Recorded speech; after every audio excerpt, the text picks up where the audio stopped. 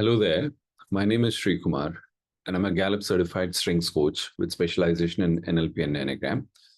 With an overall experience of 25 years across different industries and sectors, for the last 16 years, I've also been conducting training, facilitation, and coaching in the corporate sector.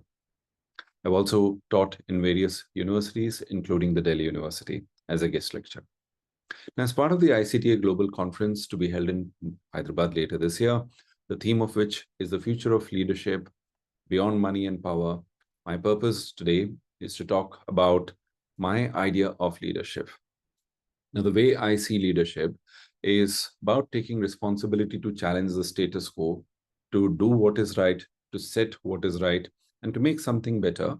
And doing that by leveraging on what people bring to you because of the way you've earned the right to lead them by virtue of the non-political, non-religious, positive, inspiring influence you've had on them.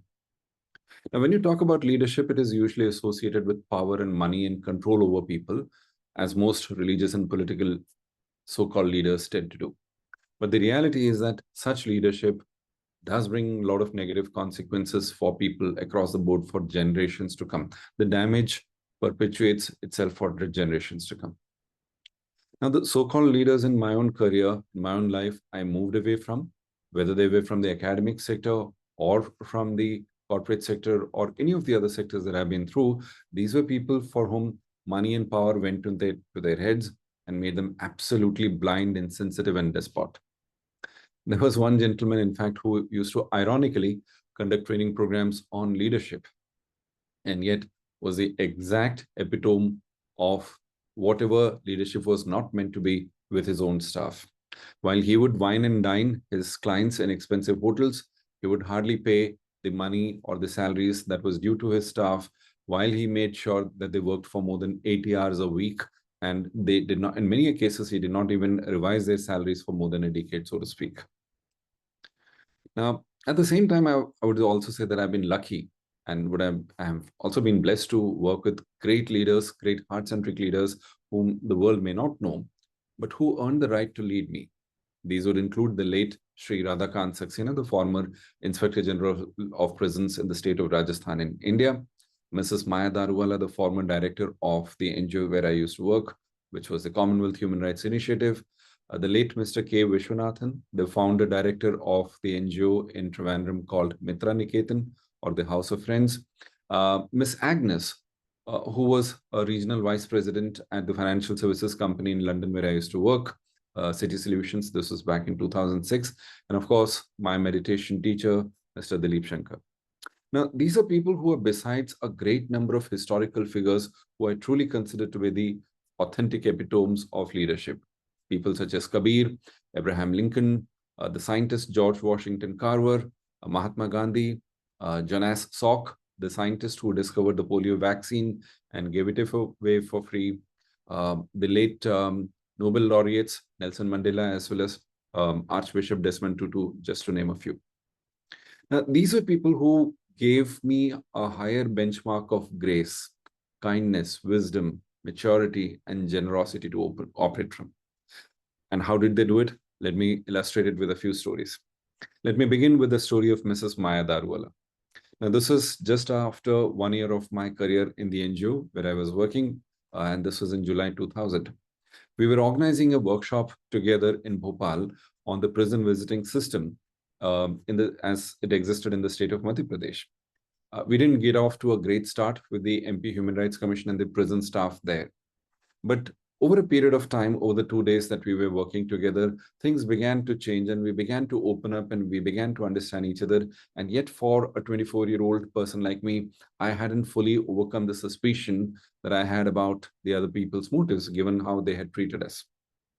So on day 2 evening, the then chairperson of the MP Human Rights Commission, the late Justice Gulab Gupta, he called me out and said, Mr. Sreekumar, I've been noticing all the publications, the booklets that your organization has produced on the rights of prisoners, the duties of police personnel when they come to arrest, rights under right to information, constitutional governance, so on and so forth. I find these interesting. Now, why don't you go and tell your director, Mrs. Daruwala, that if you would give us all this material, then we will have them translated into Hindi and have it circulated across the state. Now, I ran back to my director and I told her all this, and she was very excited about it. And she said, yeah, she go ahead and do that. And in case some publications are out of print or out of availability here, then tell Justice Gupta that we will courier it to them as soon as we reach Delhi. And I told her, I said, ma'am, are you out of your mind? And she said, why? I said, don't you get it, ma'am? What they will do is they will take all this material, have it translated into Hindi, print it under their name, and they will not even give us one line of acknowledgement as to where is the source from where they all got all this material. And that was a 24-year-old in me, the righteous in me, talking to her. And I thought I had a fair point. But I still remember how very calmly she sat back with an amused smile on her face, and she looked me square in the eye and asked me a question that forever changed my life. She asked, Sri, since when have you become bigger than the cause of human rights? It hit me like a ton of bricks. It hit me like a bolt of lightning. And as it dawned on me, she helped me understand by saying that, Sri, this is exactly the purpose of our own organization as well, where we want as many people to become aware of their rights and duties as possible. And in a big state like Madhya Pradesh, if you and I were to come down to do this from Delhi every time, it'll take us the next 6 years. But the commission can get this done in the next 6 months because they have the wherewithal, the network, the structure across the state to get this done. So please go ahead and give him all the material. And by the way, Sri, we're not an intellectual property rights firm. She added for good measure in the end. And thereafter, there was absolutely no looking back. I found the purpose that I was missing in about a year's time that I was there before then. And then there was no looking back for sure. And that story, that question continues to inspire me even after so many years, where I choose to find what my purpose is and what I'm doing. The next story I want to talk about is about the late Mr. Radhakant Saxena, who was a former IG of prisons in the state of Rajasthan. He was an epitome. He was a great example of leading from grace, a case of never-ending kindness and generosity to anybody and everybody who came in touch with his life. Unfortunately, he passed away in March this year, and I would consider it one of my small elements of pride that I shared my birthday with him. He was exactly 40 years my senior, and for the next 40 years of my life, he'll always remain a benchmark. Whenever I'm in moments of dilemma and doubt and I want to tear something apart, I'll always have his life ahead of me to ask myself, if Saxena sir was to respond here, how would he do that? And then I'll have nowhere else to look for an answer. He was a great story of somebody living out true heart-centric leadership beyond fame and fortune.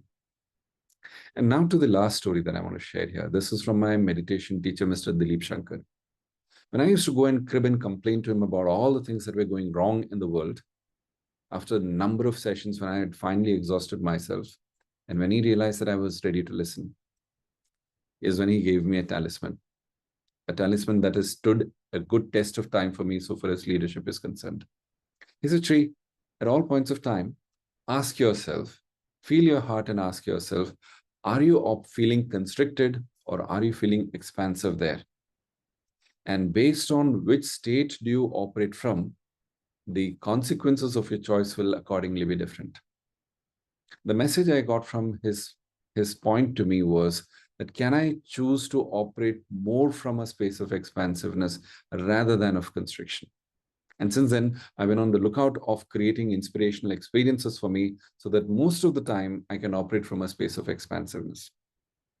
And in the stories of their leadership of me, what I found was that my needs for clarity, higher purpose, inspiration, higher standards of conduct, hope, trust, stability, and compassion were being met.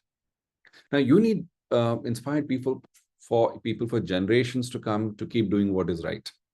And the only way to get there is to earn the right to lead them by being empathetic and generous. But for that to happen, we need to be full of these very things. After all, we can only give what we have in full within us. And how do you do that?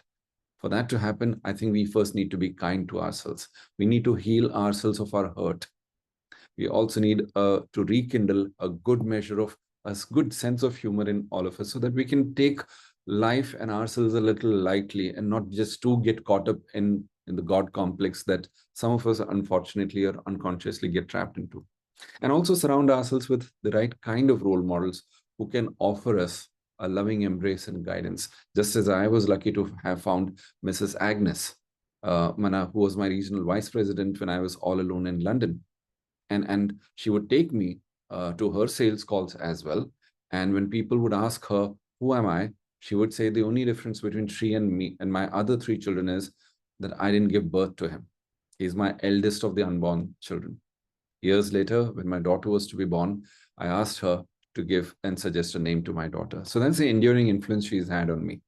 She literally taught me to look at the prospect market in all of England from literally 50,000 feet.